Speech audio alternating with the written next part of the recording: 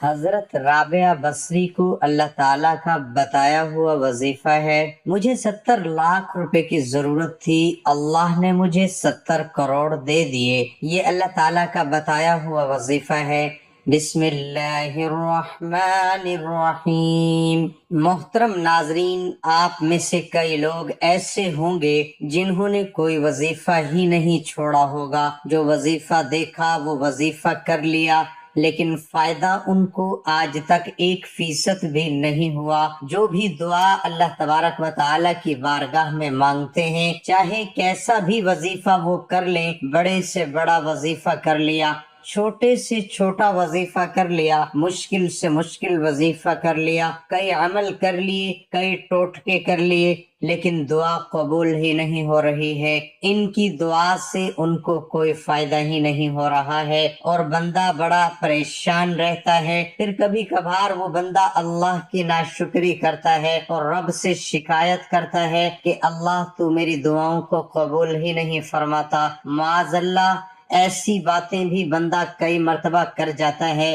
میرے پیارے ناظرین، وہ رب ہے تو وہ بغیر وظیفے کی دعا بھی قبول کرے گا، وہ تو قبول کرنے پہ قادر ہے۔ اور پھر آپ چاہے کتنے وظائف کر لیں، کتنے ہی عمل کر لیں، وہ رب ہے، وہ جس کی دعا کو چاہتا ہے قبول فرماتا ہے۔ محترم ناظرین، ایک بار رابعہ بصری ان الفاظ کے ساتھ دعا مانگ رہی تھی: اے میرے معبود، اگر میں تیری عبادت دوزخ کے خوف سے کرتی ہوں تو مجھے دوزخ ہی میں ڈال دینا، اور اگر میری ریاضت حصول جنت کے لیے ہے تو اسے مجھ پر حرام کر دینا، اور اگر میں صرف تیرے ہی لیے تیری پرستش کرتی ہوں تو مجھے اپنے دیدار سے ہرگز محروم نہ رکھنا۔ یہی وہ عشق ہے جس نے حضرت رابعہ بصری کو ولایت کے منصب تک پہنچایا، اور پھر آپ کا نام قیامت تک کے لیے محبت کی علامت بن کر رہ گیا۔ حضرت رابعہ بصری کا ایک واقعہ ملاحظہ فرمائیے۔ ایک بار آپ نے 7 دن تک صرف پانی سے روزہ کھولا، گھر میں کھانے کے لیے روٹی کا ایک لقمہ بھی نہیں تھا۔ افطار کا وقت قریب تھا کہ حضرت رابعہ بصری پر بھوک کا غلبہ ہوا۔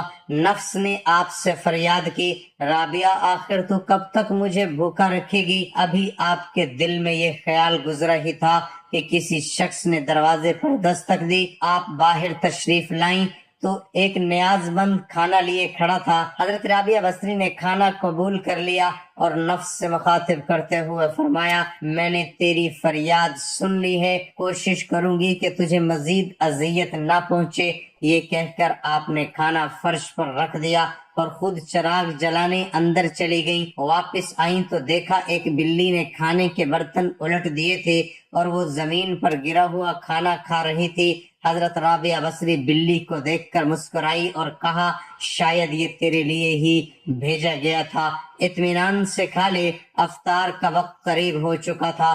حضرت رابعہ نے چاہا کہ پانی ہی سے افطار کر لیں، اتنے میں تیز ہوا کا جھونکا چلا اور چراغ بجھ گیا۔ حضرت رابعہ اندھیرے میں آگے بڑھی، اتفاق سے پانی کا برتن بھی ٹوٹ گیا اور سارا پانی زمین پر بہہ گیا۔ عجیب صورتحال تھی۔ بے اختیار آپ کی زبان مبارک سے یہ الفاظ ادا ہوئے: الہی، یہ کیا راز ہے؟ میں گنہگار نہیں جانتی کہ تیری رضا کیا ہے۔ جواب میں ایک صدائے غیب سنائی دی: اے میری محبت کا دم بھرنے والی، اگر تو چاہتی ہے کہ تیرے لیے دنیا کی نعمتیں وقف کر دوں تو پھر میں تیرے دل سے اپنا غم واپس لے لوں گا، کیونکہ میرا غم اور دنیا کی نعمتیں ایک ہی دل میں جمع نہیں ہو سکتی۔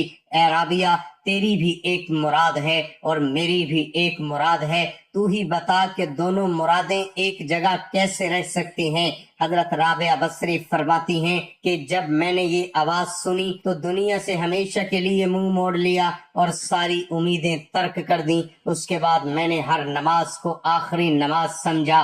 محترم ناظرین، جتنے لوگوں کو میں نے یہ وظیفہ بتایا، آج تک ابھی تک ایک آدمی کی بھی شکایت نہیں آئی کہ اس کی دعا قبول نہیں ہوئی، اور بڑا مختصر سا وظیفہ ہے، کوئی لمبا چوڑا وظیفہ نہیں ہے، لیکن اس وظیفے میں اسم اعظم شامل ہے، اور جب بندہ اسم اعظم پڑھ کر اللہ سے دعا کرتا ہے تو پھر وہ دعا کبھی رد نہیں ہوتی۔ بڑا مختصر سا وظیفہ ہے لیکن اتنا کارگر ہے کہ آج تک اس وظیفے کی ایک بھی شکایت نہیں آئے گی، یہاں تک کہ کئی غیر مسلمانوں کو بھی میں نے یہ وظیفہ بتایا ہے، غیر مسلم کو بھی میں نے یہ وظیفہ بتایا ہے۔ اللہ کا فضل دیکھیے کہ جو غیر مسلموں نے یہ وظیفہ کیا ان کی بھی دعا قبول ہو گئی۔ تو یہ باتیں میں آپ کو بتا رہا ہوں کہ سچے دل سے مانگی گئی دعا کبھی رد نہیں ہوتی۔ ایک روایت میں آتا ہے کہ حضرت سفیان ثوری رضی اللہ تعالی عنہ اللہ سے دعا کر رہے تھے، کہہ رہے تھے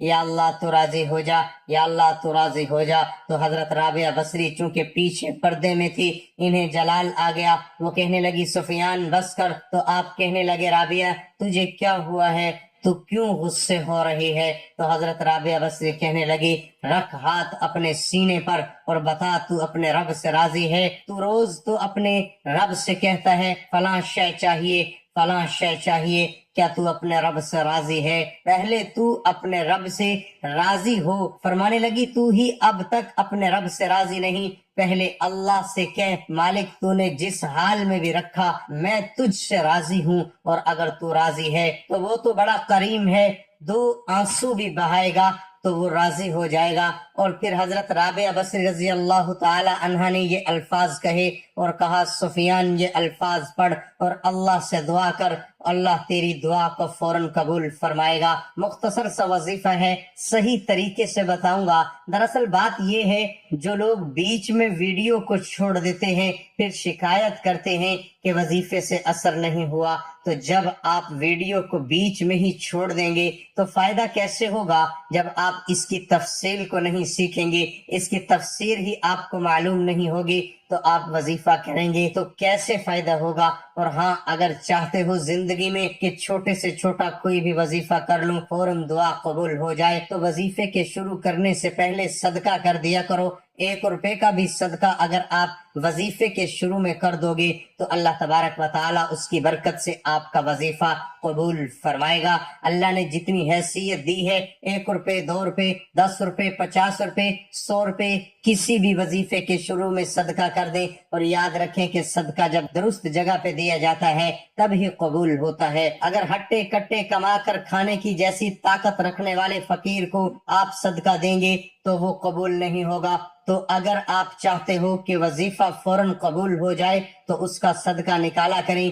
تو آئیے میرے پیارے ناظرین، وہ وظیفہ جانتے ہیں جو آپ نے کرنا ہے، کس طرح کرنا ہے، کیسے کرنا ہے، مکمل تفصیل میں ہم آپ کو بتائیں گے۔ آپ یہ وظیفہ کریں، انشاءاللہ ایسی برکت آپ نے کبھی نہیں دیکھی ہوگی، کبھی نہیں دیکھی ہوگی۔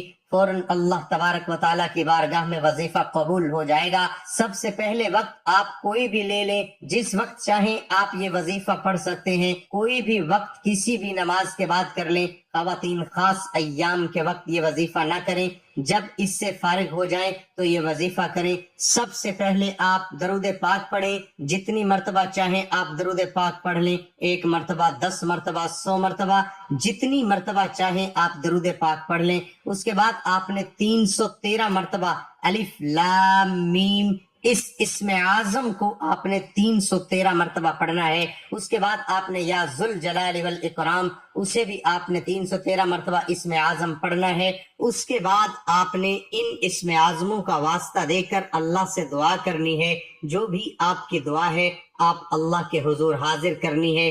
دعا کرنے کے بعد آپ کو آخر میں پھر سے وہی درود پاک پڑھنا ہے جو آپ نے شروع میں پڑھا تھا۔ یہ وظیفہ پڑھ لو، قسم ہے مجھے رب کعبہ کی، فوراً آپ کی دعا قبول ہو جائے گی۔ ابھی آپ وظیفہ کر کے کھڑے بھی نہ ہوں گے تو یہ اللہ کی بارگاہ میں قبول ہو جائے گی۔ اور اگر وظیفہ پسند آیا ہو تو کمنٹ میں سبحان اللہ، ماشاء اللہ ضرور لکھیے گا، آمین ضرور لکھیے گا۔ اللہ تبارک و تعالی ہم سب کو ایمان پہ خاتمہ بالخیر عطا فرمائے، آمین ثم آمین۔ کیا پتہ کس کی زبان سے نکلا ہوا آمین اللہ کی بارگاہ میں قبول ہو جائے۔ اور ویڈیو پسند آئے تو لائک اور شیئر ضرور کیجئے۔ اللہ ہم سب کا حامی و ناصر ہو۔